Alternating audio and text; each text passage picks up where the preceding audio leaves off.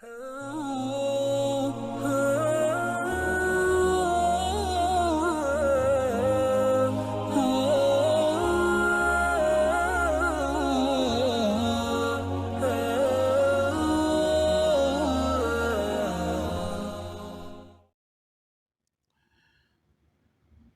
ونصلي على رسوله الكريم اما بعد فاعوذ بالله من الشيطان الرجيم بسم الله الرحمن الرحيم ولا تمشي في الارض مرحا انك لن تخرق الارض ولن تبلغ الجبال طولا صدق اللہ العظیم۔ اللہ رب العزت کا ارشاد ہے کہ زمین پر اکڑ کے مت چلنا، نہ تمہاری اکڑ زمین کو پھاڑ سکتی ہے، نہ تم پہاڑی کی چوٹیوں کی بلندی سے اوپر جا سکتے ہو۔ میرے بھائیو، ایمان، اعمال، رمضان، قرآن، نماز، ذکر، روزہ، حج، عمرہ بہت بڑے اعمال ہیں۔ کیا ہم ان کو بچا کے چل رہے ہیں یا ان کو برباد کر کے چل رہے ہیں؟ یاد رکھیے گا، انسان کے سر میں ایک بال، اس کی حفاظت بہت آسان ہے، مگر ایمان کی حفاظت اس بال سے بھی زیادہ مشکل ہے۔ کبھی کبھی عبادات میں انسان بہت بڑا صوفی نظر آتا ہے، اللہ والا نظر آتا ہے، لوگ اس کے قریب آتے ہیں۔ پہلے اس کو ایک بندہ سلام کرتا تھا، اب 100 بندے سلام کرتے ہیں۔ وہ جب مجمع میں آتا ہے تو ایک بندہ کھڑا ہوتا تھا، اب 1000 بندے کھڑے ہوتے ہیں۔ یہ وقت انتہائی خطرے کا ہے، ایمان کے ضائع ہونے کی طرف یہ جا رہا ہے۔ اور اس میں اگر میرے ذات میں، میرے ذہن میں یہ بات آ گئی کہ میری بہت بڑی پرسنالٹی بن چکی ہے اور لوگ میرا استقبال کرتے ہیں، تو خدا کی قسم میرے سارے اعمال ضائع ہو جائیں گے۔ حضرت نوح علیہ السلام نے اپنے بیٹوں سے فرمایا کہ بیٹا ایمان کو بچانا، 950 سال تک میں نے اللہ کے دین کی دعوت دی ہے، مگر ایک ذرہ برابر بھی اگر میرے اندر بڑائی آتی تھی تو میں فوراً اللہ کے سامنے گڑ گڑا جاتا تھا کہ اللہ میں کچھ نہیں ہوں، کچھ نہیں ہوں۔ سلیمان علیہ السلام ہواؤں پہ حکومت ہے، جنات پہ حکومت ہے، زمین پہ حکومت ہے، آسمانوں پہ حکومت ہے۔ ایک دفعہ جنات سے اور انسانوں سے کہا کہ تم میرے پیچھے پیچھے آنا، میں جہاں بھی جاؤں۔ 2 لاکھ انسان، 2 لاکھ جنات اور تخت پر آپ ہیں۔ یہ تخت اڑا ہے، آپ اوپر گئے، اوپر گئے، آسمانوں سے بھی اوپر گئے، اتنا اوپر گئے ہیں کہ وہاں پہ فرشتوں کی آپس میں گفتگو آپ نے سنی۔ پھر آپ نیچے آئے اور اتنا نیچے آئے کہ آسمان سے نیچے آ کے سمندر کا جو پانی ہے اس میں آپ کے پاؤں لگے۔ پھر ایک غیب سے آواز آئی ہے کہ اے سلیمان، اگر کوئی بندہ تکبر کرے گا میں اس کو ایسے نیچے گراؤں گا جیسے آپ آئے ہیں اور آپ کے پاؤں سمندر کو لگے ہیں، اور اگر کوئی عاجزی کرے گا تو میں اس کو ایسے اٹھاؤں گا جیسے اللہ نے آپ کو اٹھا لی ہے۔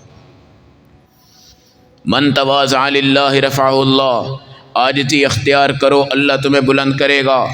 عجب عجب عجب، میں اچھا، میری نماز اچھی، میرا حج اچھا، میری تقریر اچھی، میرا بیان اچھا، میرا درجہ اچھا، میرا عہدہ اچھا، یہ عجب ہے، یہ عجب ہے، یہ عجب ہے۔ یہ 70 سال کی نیکی کو برباد کر کے مٹا دیتا ہے، 70 سال کی نیکی کو برباد کر کے مٹا دیتا ہے۔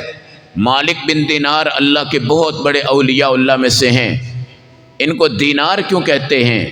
کہ ایک کشتی میں سوار ہوئے، کرایہ مانگا تو ان کے پاس دینار نہیں تھا، کشتی والے نے مارنا شروع کیا، زخمی ہو گئے،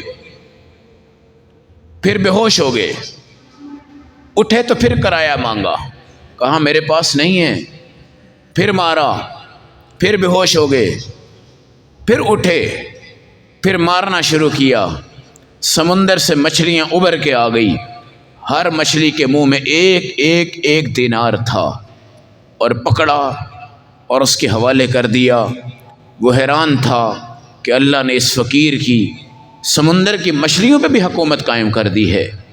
اور مالک بن دینار کے زمانہ میں ایک بہت بڑے ولی اللہ تھے، محمد بن واسع۔ کسی اللہ والے نے خواب میں دیکھا کہ یہ دونوں ہواؤں میں اڑ رہے ہیں اور جنت میں جا رہے ہیں، مالک بن دینار بھی، محمد بن واسع بھی۔ لیکن پہلے مالک بن دینار گئے ہیں، دوسرے نمبر پہ محمد بن واسع گئے ہیں۔ خواب میں پوچھا گیا کہ محمد بن واسع تو بہت بڑے اللہ والے ہیں، وہ دوسرے نمبر پہ گئے ہیں، اور مالک بن دینار پہلے نمبر پہ جنت میں۔ کہا گیا کہ محمد بن واسع کے پاس زندگی میں 2 کپڑوں کے جوڑے تھے، وہ ایک پہنتے دوسرا اتارتے۔ مالک بن دینار کے پاس صرف ایک جوڑا تھا، اسی کو پہنتا، اسی کو دھوتا، اسی کے ساتھ چلتا، اور اس فقر میں اس کی زندگی گزری تھی۔ یاد رکھنا، فقیری اور عاجزی کائنات میں اللہ کے فرشتوں کو بھی انسان سے نیچے کر ڈالتی ہے۔ حضرت ابو بکر صدیق رضی اللہ تعالیٰ عنہ ہیں، ٹاٹ کا لباس پہن کے مسجد نبوی میں بیٹھے ہوئے ہیں۔ یہ ٹاٹ، یہ بوریاں جو آٹے والی ہیں، اگر آپ کو کہا جائے بھئی اس کا کرتا سلوا کے عید کی نماز پڑھو تو کوئی پڑھے گا؟ آپ نے پہنی؟ اللہ نے جبرائیل سمیت فرشتوں سے کہا کہ اتر جاؤ زمین پر، آج وہ لباس پہنو جو سیدنا ابو بکر صدیق رضی اللہ تعالیٰ عنہ نے پہنا ہوا ہے۔ ٹاٹ کا لباس، اون کا لباس۔ اکابرین دیوبند، ہمارے اولیاء اللہ ایسے ولی نہیں بن گئے، وہ پیر نہیں تھے جو دودھ کا گلاس سب سے پہلے پیتے ہوں، بریانی کی پلیٹ سب سے پہلے کھاتے ہوں، قورمہ سب سے پہلے ان کے پاس جاتا ہو، پھر ان کے مریدوں کو ملتا ہو۔ ایسے پیر نہیں تھے۔ ہمارے اکابرین گرمیوں میں اون کا لباس پہنتے تھے تاکہ بے چین ہوں اور نیند نہ آئے اور اللہ اللہ کرے، اور سردیوں میں باریک لباس پہنتے تھے کہ ہمیں سردی زیادہ لگے، ہم بے چین رہیں، اور بے چین رہیں ہم عبادت کریں۔ آج کے یہ بادشاہ دیکھو، وزیر دیکھو، ان کو نیند نہیں آتی۔ جس کے پاس 1 کروڑ روپیہ اس کی کوٹھی میں، اس کو نیند نہیں آتی، اور یہ بدبخت ہیں۔ نیند نہیں آتی تو اللہ کا نام شروع کر دو، ذکر شروع کر دو، مگر یہ نشے کی گولیاں کھاتے ہیں، نیند کی گولیاں کھاتے ہیں، ان کو وہ نیند آتی ہے۔ ان کی زندگی بالکل حرام ہے، گھر میں سکون نہیں، گاڑی میں بیٹھیں گے تو گولی کا ڈر ہوتا ہے، کسی بازار کی گلی میں جائیں گے تو ان کو مرنے کا ڈر ہوتا ہے، ان کو قتل کا ڈر ہوتا ہے۔ خدا کی قسم، آپ مسکین ہوں، آپ فقیر ہوں، آپ زمین پہ چلیں، آپ پیدل چلیں، آپ اپنا تعارف زیادہ نہ کروائیں، شہرت زیادہ نہ کروائیں۔ ضروری نہیں ہے کہ قائد اعظم پہن کر، پگڑیاں پہن کر، بڑے بڑے جبے پہن کر، عربی جبے پہن کر بندہ مولوی بنتا ہے۔ سیدھا سادہ مولوی بھی، سیدھا سادہ نمازی بھی، سیدھا سادہ قاری بھی، سیدھا سادہ حافظ بھی اس دنیا میں موجود ہوتا ہے، اس دنیا میں موجود ہوتا ہے۔ عاجزی، میرے نبی کو معراج کروائی گئی، اللہ کے دربار میں ہے، اللہ نے آپ سے سوال کیا، بتاؤ محمد میرے لیے خاص کیا لائے ہو، خاص کیا لائے ہو؟ آپ نے فرمایا، اللہ میں ایک ایسی چیز لایا ہوں جو آپ کے پاس بھی موجود نہیں ہے، آپ کے پاس بھی نہیں ہے۔ میرے اللہ نے پوچھا کہ وہ کون سی چیز ہے جو آپ کے رب کے پاس نہیں ہے؟ فرمایا وہ عاجزی ہے، وہ رکوع ہے، وہ سجدہ ہے۔ کیا اللہ سجدہ کرتے ہیں؟ کیا اللہ رکوع کرتے ہیں؟ کیا اللہ کو عاجزی کی ضرورت ہے؟ نہیں۔ العظمت ردائی والکبر ردائی، عظمت میری چادر، تکبر میری چادر، بڑائی میری چادر۔ اور اے محمد صلی اللہ علیہ وسلم، جو بندہ تکبر کرتا ہے قیامت کے دن اس کا رب اس کی طرف نظر رحمت بھی نہیں کرے گا۔ اور اے اللہ کے رسول صلی اللہ علیہ وسلم، جو بندہ تکبر کر کے چلے گا چیونٹیوں کی طرح قیامت کے دن مسل دیا جائے گا۔ اور اے نبی صلی اللہ علیہ وسلم یاد رکھیے، من صلی یرائی فقد اشرک ومن صام یرائی فقد اشرک ومن حج یرائی فقد اشرک ومن تصدق یرائی فقد اشرک۔ جو بندہ نماز پڑھے کہ لوگ دیکھیں، حج کرے کہ لوگ دیکھیں، عمرہ کرے کہ لوگ دیکھیں، روزہ رکھے کہ لوگ دیکھیں، فقد اشرک، اس نے کیا کیا؟ شرک کیا۔ فیکٹریوں میں آپ نے گئے ہیں نا، فیکٹریوں کا ایک مالک ہوتا ہے، پھر اس کا مینیجر ہوتا ہے، پھر جنرل مینیجر ہوتا ہے، پھر اس کا سٹاف ہوتا ہے جو اس کے خاص دفتر کا ہوتا ہے۔ اب مالک کو اللہ اگر کبھی کبھی نماز کی توفیق دے دے تو وہ دراز میں سے ٹوپی نکال کے سیدھا ہو کے آگے چلتا ہے سلیپر پہن کے۔ تو یہ جو 20 بندوں کا سٹاف ہے نا، جس نے کبھی مسجد کی صف کی شکل بھی نہیں دیکھی ہوتی، یہ جناب بڑے صوفی بن کے وضو کر رہے ہوتے ہیں، ٹوپیاں پہن کے مالک کے پیچھے چل رہے ہوتے ہیں، اس کے غلام بنے ہوتے ہیں اور نماز۔ اب عمران خان اگر مسجد میں آ جاتا ہے نا، اس کے 50 وزیر اسمبلی کے آپ کو نظر آ جائیں گے مسجد میں۔ یہ تجربہ ہے۔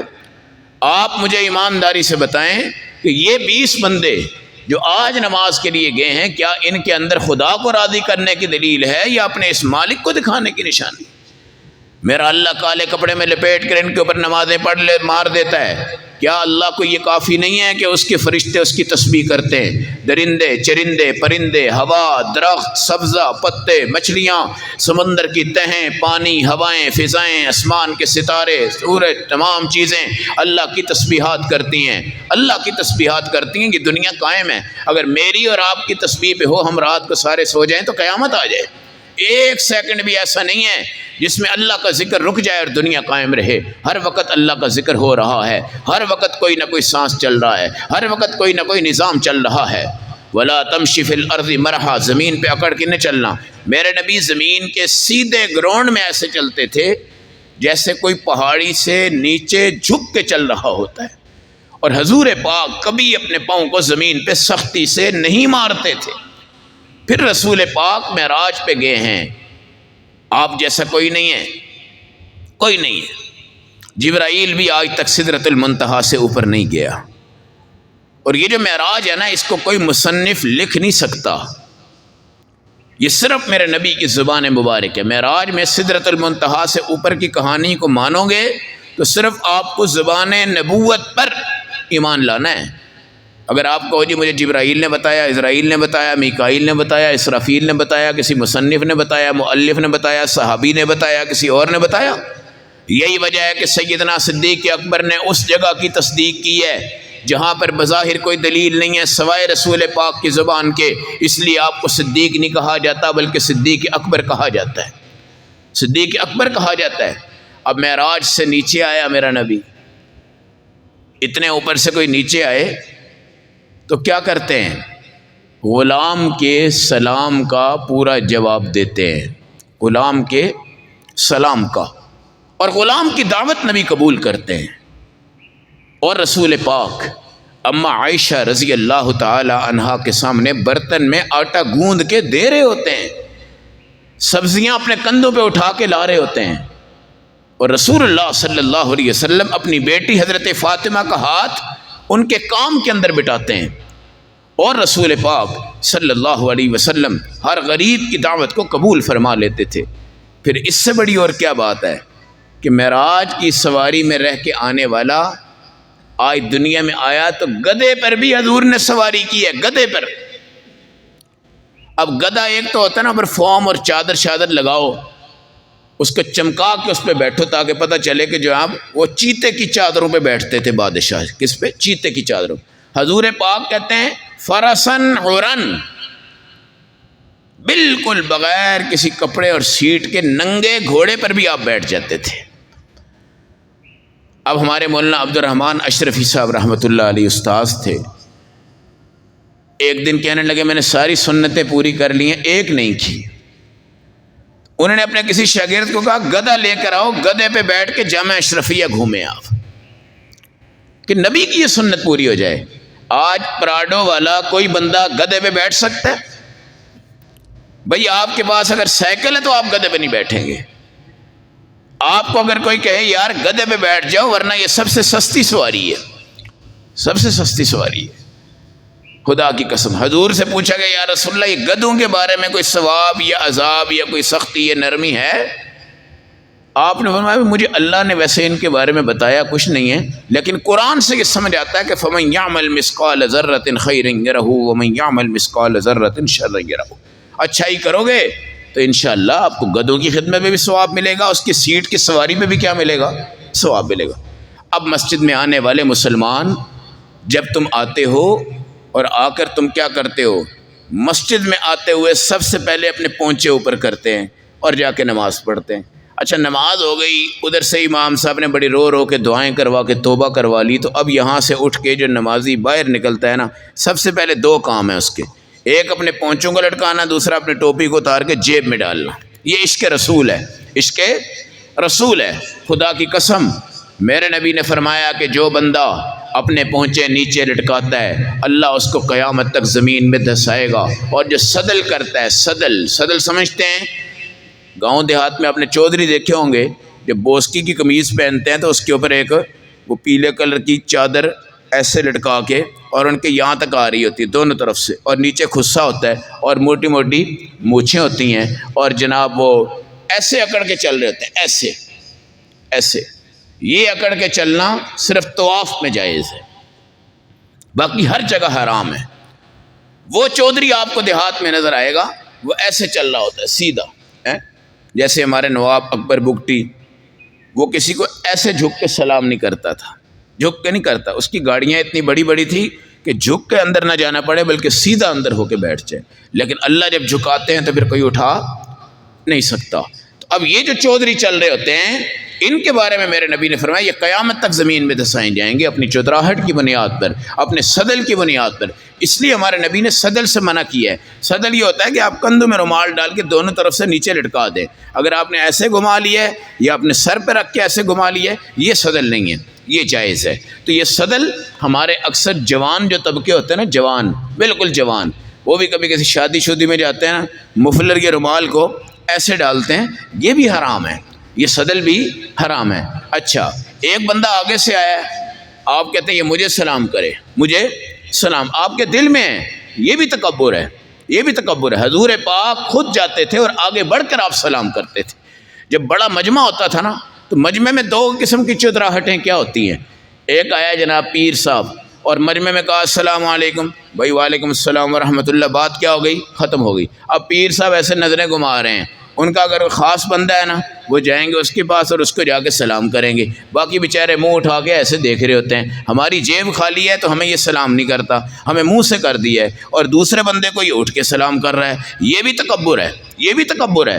ہمارے نبی جب آتے تھے آپ انفرادی سلام نہیں کرتے تھے، یہ مجمع ہے نا، آپ نے پہلے وہاں سلام کیا ہے، پھر آپ نے یہاں سینٹر میں سلام کیا ہے، پھر آپ نے آخر میں سلام کیا ہے۔ بڑے مجمع میں ہمارے نبی علیہ السلام 3 بار کیا کرتے تھے؟ سلام۔ پھر آپ دیکھیں انگلیاں چاٹنا میرے نبی کی سنت ہے، یہ تکبر کو توڑ دیتی ہے، تکبر کو توڑ دیتی ہے۔ لقمہ نیچے گرتا ہے، آپ اٹھائیں اور بغیر کسی تکلف کے آپ اس کو کھائیں۔ برتن ہے آپ اس کو صاف کریں۔ یہ واحد امت ہے جس کو اتنا کھلایا گیا ہے۔ دیکھیں ماں دیکھیے آپ نے کبھی، ماں آپ کو جب کھانا دیتی ہے نا، بچہ تھوڑا سا چھوڑتا ہے، ماں پھر خود اپنا ہاتھ لگا کے اس کے منہ میں ڈال دیتی ہے اور اس کو چمٹ کر پلیٹ کو بھی صاف کر دیتی، بچہ بھی رچ گیا، برتن بھی صاف ہو گیا۔ یہ واحد امت ہے کہ جس کا برتن پورا کھانا کھانے کے بعد اس کے لیے توبہ کر رہا ہوتا ہے، استغفار کر رہا ہوتا ہے۔ یہ برتن کی صفائی نبی کی سنت، انگلیوں کو چاٹنا نبی کی سنت، اپنے آگے سے کھانا نبی کی سنت، کدو کو کھانا نبی کی سنت۔ آج ہمارے بچے اکثر کہہ دیتے نہیں کدو میں نہیں کھاتا، مجھے کدو سے نفرت ہے۔ بچوں کی تربیت کریں، تربیت کریں۔ میرے اپنے اندازے میں یہ ہے کہ کدو کھانے والے میں عاجزی آتی ہے بہت زیادہ، ہمارے تبلیغی جماعت والے اس چیز کے گواہ ہیں، کدو تلاش کر کے کھاتے ہیں۔ وہ ایک بزرگ کے بارے میں واقعہ لکھا ہے کہ وہ کدو لے کے آئے، پکایا تو ان کے بچے نے کہا مجھے اس سے نفرت ہے۔ وہ اتنا بڑا کوئی عاشق رسول تھا کہ اس نے بچے کو قتل کر دیا اس بات پر کہ اس نے کدو کو برا کہہ دیا۔ اس لیے یہ تربیت ہے، یہ کوئی تقریر نہیں ہے۔ ہر جگہ تقریر سن کے واہ اور ماشاء اللہ اور سبحان اللہ کہہ دینے والی امت جو ہے آج راہ راست پہ دور ہے۔ 1 لاکھ کا مجمع ہوتا ہے اس میں 5 نمازی نہیں ملتے، 1 کروڑ کا مجمع ہوتا ہے اس میں 1000 نمازی نہیں ملتے۔ بالکل دیگ بھی کھائی، کھانا بھی کھایا، جھنڈے بھی لگ گئے، نعت بھی ہو گئی، تلاوت بھی ہو گئی، لچھے دار تقریر بھی ہو گئی، مگر اس کا رزلٹ کیا ہے؟ تو تربیت کے میدان بناؤ، تقریروں کے میدان، خطابت کے میدان وہ وقت چلا گیا ہے، اب تربیت کے میدان ہے۔ اب ہمارے پاس 20 بندے آئے ہیں، بھائی آپ ان کی تربیت کرو۔ تو رمضان کا نور اکثر لوگ اس سے محروم رہتے ہیں۔ رمضان میں پہلے سے بھی کئی لوگ زیادہ بگڑ چکے ہوتے ہیں، وجہ اس کی کیا ہے؟ بڑے اپنے آپ کو صوفی سمجھ رہے ہیں، بڑے اپنے آپ کو کامیاب سمجھ رہے ہیں، بڑے اپنے آپ کو کون کامیاب ہے، کون کامیاب ہے، کون کامیاب ہے۔ اماں عائشہ جا رہی ہیں دنیا سے، عبداللہ بن زبیر نے آ کر کہا اماں جی آپ کو کیا پریشانی ہے؟ آپ پر تو اللہ نے سورۃ نور جیسی آیتیں اتاری ہیں، آپ کی عظمتوں کو تو قرآن میں بیان کیا ہے، آپ تو نبی کی پیاری اور چہیتی بیوی ہیں، آپ علیہم الصلاۃ والسلام کی خدمت گزار ہیں، صحابہ میں اکثر علم آپ کے پاس موجود ہے، آپ تو ابو بکر صدیق کی بیٹی ہیں، آپ کی تصویریں زمین پر اللہ کے نبی کو دکھا کے اللہ کی مرضی سے آپ کا نکاح کروایا گیا ہے، آپ اللہ کا انتخاب ہیں، آپ اللہ کی پسند ہیں، آپ کو کسی قسم کی فکر نہیں ہے۔ آپ کے آنسو بہ رہے تھے، کپ کپی تاری تھی، کہا بیٹا آج تو عائشہ کو اچھا کہتا ہے، خدا کی قسم تیرے کہنے کی کوئی حیثیت نہیں ہے، ابھی میری موت آ رہی ہے، دنیا سے جا رہی ہوں، کفن دینے کے بعد قبر میں لٹا دیا جائے گا، پھر میرا اللہ فیصلہ کرے گا، عائشہ اچھی ہے، عائشہ بری ہے، اب تو اللہ کی بات ہے، اگر اللہ کہے گا عائشہ اچھی ہے تو پھر عائشہ کامیاب ہے، اگر اللہ کہے گا عائشہ اچھی نہیں ہے پھر عائشہ کامیاب نہیں ہے۔ یہ ساری کائنات دنیا کو بتا رہی ہے، اتنے بڑے اللہ کے اولیاء اللہ ہیں اور اتنے بڑے صحابہ ہیں، دنیا سے جا رہے ہیں، اپنے آپ کو مٹایا ہوا ہے، اپنے آپ کو گرایا ہوا ہے، اپنے آپ کو بچھایا ہوا ہے، اور آج جذبے سے رمضان کے چند روزے رکھ کر، چند نمازیں پڑھ کر اپنے آپ کو جنتی نہ سمجھنا۔ میں نے کہا کہ باریک بال اس کی حفاظت آسان ہے، ایمان کی حفاظت بہت مشکل ہے۔ بھائی اپنے ایمان کو بچا کے چلو، حفاظت کر کے چلو۔ میرا یہ عقیدہ ہے اگر آپ کی نماز رہ بھی گئی کبھی لیکن آپ کے اندر عاجزی ہوئی اور ایمان کا بچاؤ ہوا تو انشاءاللہ اللہ آپ کو اوپر کے درجے پہ لے جائے گا۔ اور اگر بہت سی نمازوں کے ساتھ ہمارے اندر یہ بات آ گئی بہت بڑا نیک آدمی ہو، بہت بڑا نیک آدمی ہو، تو اللہ کے ہاں اس بندے کے لیے تباہی ہے، بربادی ہے۔ تو ماہ رمضان میں اپنے اندر عاجزی پیدا کرنا، اپنے اندر مسکینی پیدا کرنا، اپنے اندر فقیری پیدا کرنا، پھر اس کا بھی مزہ دیکھ لو، اس کی بھی لذت دیکھ لو کہ تمہارے گھروں میں کبھی انشاءاللہ لڑائی نہیں ہوگی، کبھی جھگڑا نہیں ہوگا، سونے جواہر دولت کو دیکھ کر کوئی بیوی تمہارے پیچھے بھاگے گی نہیں مجھے بھی یہ لے کر دو، پھر تمام چیزیں اللہ کے نام پہ قربان ہو جائیں گی۔ اللہ ہمیں عمل و سمجھ کی توفیق عطا فرمائے۔ الحمد للہ رب العالمین والصلاة والسلام علی سید المرسلین اللہم صلی علی سیدنا مولانا محمد وعلی آلہ وصحبہ وبارک وسلم۔ ربنا ظلمنا انفسنا وإن لم تغفر لنا وترحمنا لنكونن من الخاسرین۔ اللہم انک عفو کریم تحب العفو فاعف عنا یا غفور یا غفور۔ اللہم اشف مرضانا ومرضى المسلمین۔ اللہم انا نسألک الہدی والعفو والتقی والغنی۔ یا اللہ تمام بیماروں کو شفا نصیب فرما، جتنے مقروض ہیں قرضوں سے نجات عطا فرما، کاروباری ہیں ان کو برکت نصیب فرما، اولاد والے ہیں تو ان کو نیک بنا، بے اولاد ہیں تو نیک اولاد نصیب فرما، بیٹے بیٹیاں جوان ہیں نیک رشتے نصیب فرما، رشتے ہو چکے ہیں نیک اولادیں اور میاں بیوی کی محبتیں نصیب فرما، حج کی سعادت، عمرے کی سعادت، حرمین کی زیارت کی سعادتیں نصیب ہو جائیں۔ کرونا کے دور میں اب دوبارہ سے شور شرابے ہیں، مسجدوں کی طرف، نمازوں کی طرف حکومتوں کی، اداروں کی توجہیں ہیں۔ اللہ ہم سب کو توبہ کی توفیق دے، ہماری آباد مسجدیں آبادی کو بڑھائیں، کم نہ ہوں، اللہ اس کی توفیق عطا فرما، رزق حلال نصیب فرما، حرام سے بچا، جب تک دنیا میں رہیں ایمان پہ رہیں، جب دنیا سے جائیں خاتمہ علی ایمان والی خوبصورت موت نصیب فرما۔ وصلی اللہ تعالی علی خیر خلقہ محمد وعلی آلہ وسلم۔